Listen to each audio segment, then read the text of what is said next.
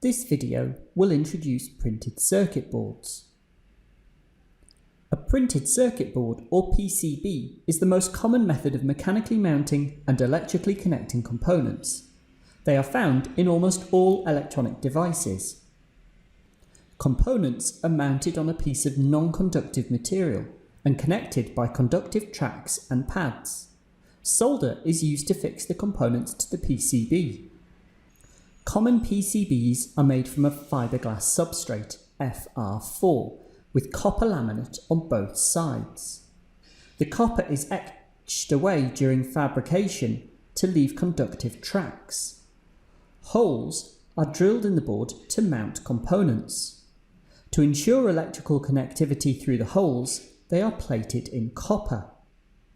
Holes can also be added to take a track from one side of the board to the other.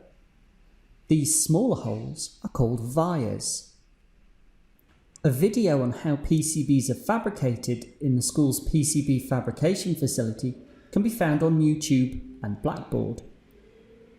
There are three main component types which are mounted onto PCBs. Axial, where the component leads come out of both ends of the device. Radial, where the leads come out of the same end. And surface mount, which have no leads. Axial and radial components are mounted on one side of the board and soldered on the reverse. Surface mount devices are mounted and soldered on only one side. However, they can be placed on either side of the board. PCB CAD. PCBs are designed using CAD software. For this unit, you'll be using the industry standard Altium software. Other packages are also available. You will get experience using Altium to input schematics and design a PCB in the PCB CAD lab. Whilst you are doing a degree in the School of Electrical and Electronic Engineering, the most important considerations in PCB design are actually mechanical. When you design your board, you need to ensure that there is enough room for all of your components and for the electrical tracks to connect them. The PCB will usually have to fit inside an enclosure of some kind, so the placement of holes for mounting screws should be the first thing you add. Whilst units in engineering are normally metric based, PCB CAD defaults are often imperial. The base unit is 1/1000th of an inch or 1 mil. This should not be confused with the base metric unit of 1/1000th of a metre or 1 millimetre, also known as 1 mil. It is really important to check your units, both in the CAD software and on the datasheet of the components you are using.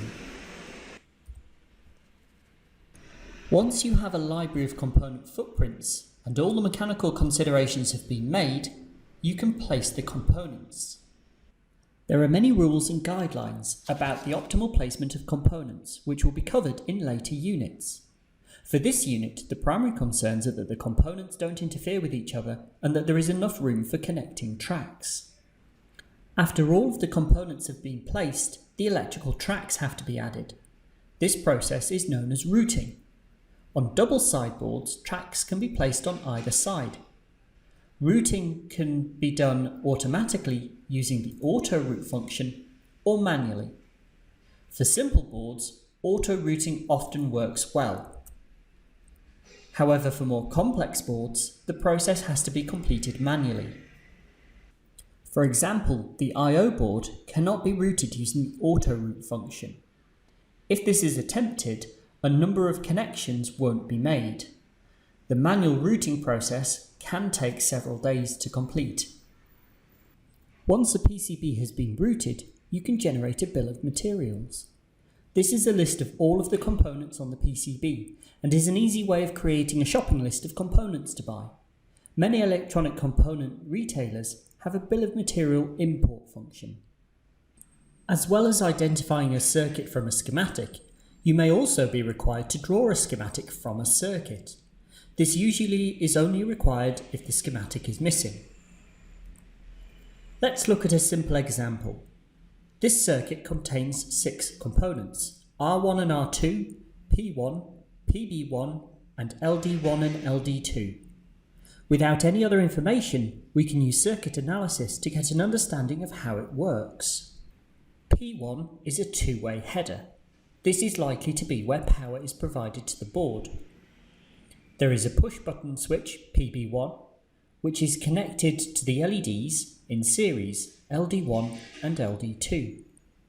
Each of the LEDs is connected to a current limiting resistor, R1 and R2, which in turn are connected to the power header.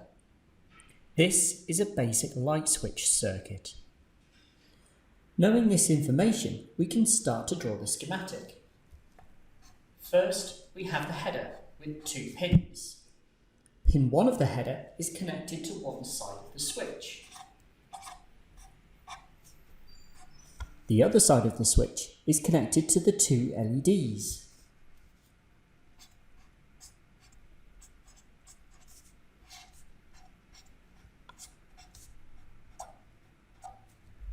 The LEDs in turn are connected to the current limiting resistors.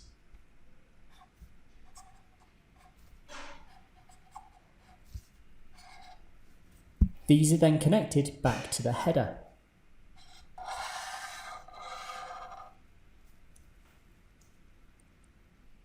All that is missing now are the values for the resistors and the power line. We can either get that information from the circuit's datasheet or its bill of materials. The bill of materials shows that the resistors have a value of 330 ohms. The voltage is not specified, and without further information, you can only estimate a range based on the voltage and current requirements of the LED taken from its datasheet. In this circuit, the voltage is 5 volts, as it has been based on circuits from the I/O board. This is the completed circuit with all values and descriptors added. You can see we are using net labels here rather than wires. Electrostatic discharge. During the labs, you may have noticed yellow wristbands on stretchy leads which are connected to the black anti-static mats.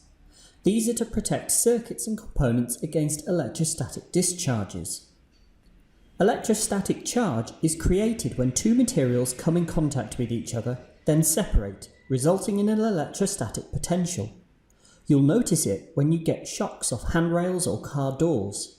A common example shown is rubbing a balloon on long hair and watching it extend upwards. If you touch a component which is sensitive to electrostatic discharge, you may damage or destroy it. Sometimes there will be a spark and a sharp noise. However, most of the time you will see and hear nothing. The component will just stop working. Components which are susceptible to ESD will often have a label on its packaging warning you. Discrete components are not affected, however most components which contain transistors are.